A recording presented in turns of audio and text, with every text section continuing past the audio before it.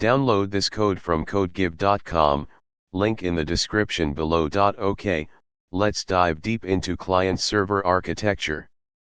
This comprehensive tutorial will cover the concepts, benefits, drawbacks, variations, and implementation examples using Python. What is client-server architecture? Client-server architecture is a distributed application structure that partitions tasks or workloads between a service provider, the server, and service requesters, the clients. It's one of the fundamental paradigms in networked computing. Core concepts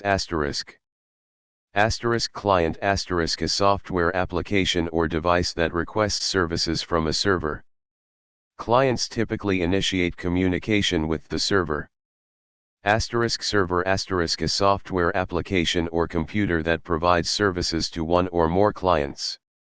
Servers listen for client requests, process them, and send back responses. Network the underlying communication infrastructure, example the Internet, a local area network, that allows clients and servers to exchange data. Protocol a set of rules or standards that govern the format and sequence of data exchange between clients and servers, example HTTP, TCP, UDP. Key characteristics centralized resources servers often manage shared resources, such as databases, files, or processing power. Scalability client-server architectures can often be scaled to handle more clients or more workload by adding more servers or upgrading server hardware. Security security policies and access controls can be centrally managed on the server, providing a more secure environment. Modularity clients and servers are typically independent modules, making it easier to update, replace, or extend the system. Interoperability standard protocols allow clients and servers to be implemented using different technologies and platforms. Benefits of client-server architecture centralized management easier administration, maintenance, and security. Resource sharing efficient use of resources. Scalability can handle growing workloads. Security centralized security management. Data integrity server can enforce data integrity rules. Improved performance servers can be optimized for specific tasks, leading to better performance for clients. Drawbacks of client-server architecture single point of failure if the server fails, all clients are affected. This can be mitigated through redundancy and clustering. Server overload a server can become overloaded if it receives too many requests, leading to performance issues. Network dependency clients rely on the network to communicate with the server. Network issues can disrupt service. Cost setting up and maintaining servers can be expensive. Complexity designing and implementing client-server systems can be complex, especially for large-scale applications. Common client-server architectures 1. Two-tier architecture the simplest form. Client directly communicates with the server, often a database server. Example, a desktop application that directly accesses a database. 2. Three-tier architecture adds a middle tier, application server, between the client and the database server. Client communicates with the application server, which handles business logic and data access. Improved scalability, security, and maintainability compared to two-tier. Example, a web application where the browser, client, communicates with a web server, application server, which in turn accesses a database. 3. N-tier architecture Asterisk an extension of 3-tier, with multiple application servers or other specialized tiers. Asterisk allows for greater scalability, flexibility, and modularity. Asterisk example, a large-scale enterprise application with web servers, application servers, message queues, and multiple databases. Types of servers asterisk. Asterisk web servers asterisk serve web pages and web applications, example Apache, Nginx. Asterisk application servers asterisk execute business logic and provide services to clients, example Tomcat, JBoss, .NET.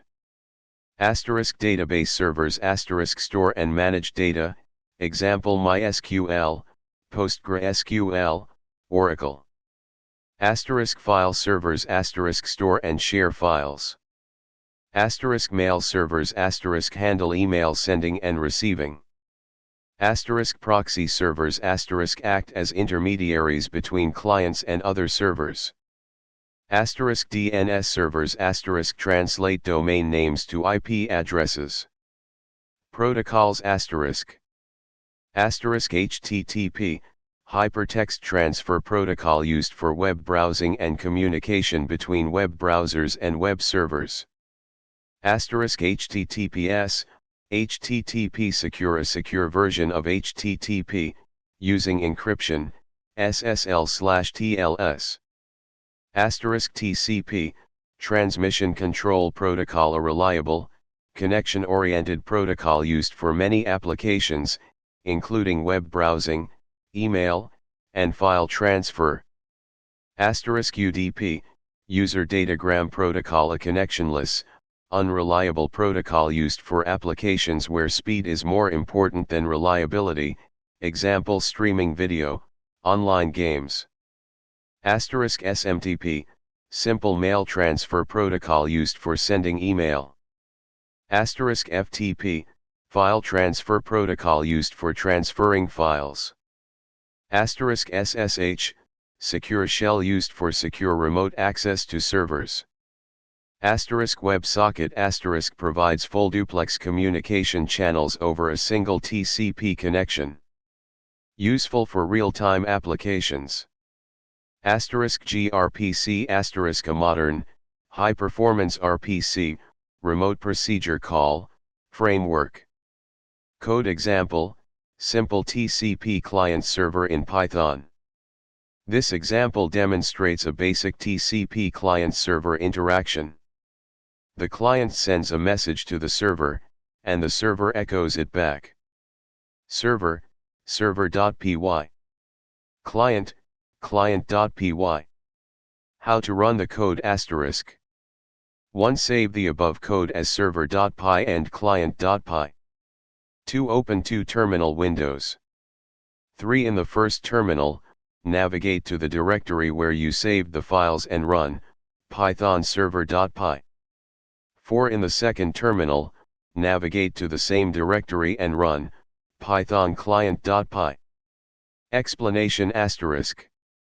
Asterisk server, server.py. Asterisk creates a socket object, using socket.socket. AF_INET specifies the IPv4 address family, and sock_stream specifies a TCP socket. Asterisk binds the socket to a specific address and port using s.bind, host, port. Asterisk starts listening for incoming connections using s.listen. Asterisk accepts a connection using s.accept. This blocks until a client connects and returns a new socket object, con, representing the connection to the client, and the client's address, address. Asterisk enters a loop to receive data from the client using con.reqv, 1024. The 1024 specifies the maximum amount of data to receive at once.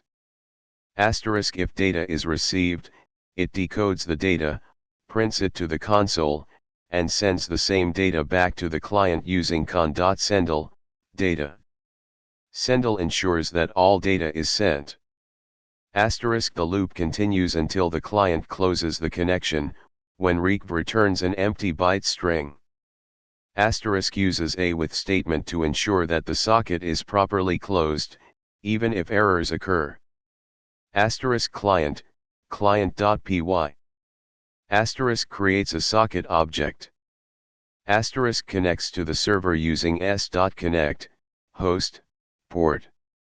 Asterisk sends a message to the server using s.sendle, encoded _message.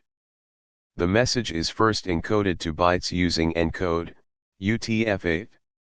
Asterisk receives data from the server using s.recv, 1024. Asterisk decodes the received data and prints it to the console. Important notes about the example asterisk. Asterisk error handling asterisk. This is a very basic example and lacks proper error handling. In a real-world application, you would need to handle exceptions, such as connection errors, timeouts, and invalid data. Asterisk encoding/decoding asterisk. It's important to encode and decode data when sending it over the network, as network communication typically involves bytes. UTF-8 is a common encoding. Asterisk blocking operations asterisk. The accept, recv, and sendle methods are blocking operations. This means that the program will wait until the operation completes. For high-performance servers, you might want to use non-blocking sockets or asynchronous I/O. Asterisk threading/multiprocessing asterisk. A single-threaded server can only handle one client at a time. To handle multiple clients concurrently, you can use threading or multiprocessing. Example with threading, server. Changes in this threading example asterisk. Asterisk a handle _ client function is created to manage the communication with a single client. Asterisk when a new client connects, in the main while true loop, a new thread is started, executing the handle _ client function. This allows the server to handle multiple clients concurrently. Asterisk the try, except, finally block provides basic error handling and ensures that the connection is closed properly, even if an error occurs.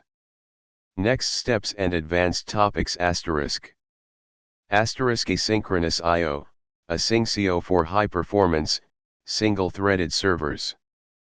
Asterisk message queues, example RabbitMQ, Kafka for decoupling clients and servers and handling asynchronous communication. Asterisk microservices asterisk breaking down a large application into smaller, independent services that communicate with each other. Asterisk REST APIs asterisk designing APIs that follow the representational state transfer, REST, principles.